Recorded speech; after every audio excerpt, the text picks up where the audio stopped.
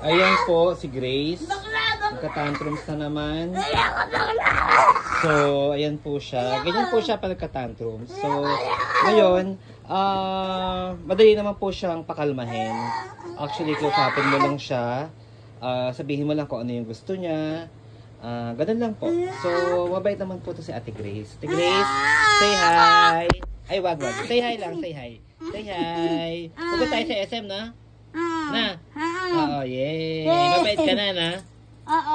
Sabihin mo, hi, TikTok. Sabi mo, dali. Ano pa ito? Hi, TikTok. Hello, TikTok. Mabait ka na? Behave ka na? Na? Ano gusto mo? Damit. Ano pa? Kain sa Jollibee? Ha? Harap pa dito. Dali mo. Hi, TikTok. Hi, TikTok. Hello. Mag-hi. Yun na po siya. So, medyo mabait na po siya. Basta, alamin nyo lang po kung ano yung gusto niya.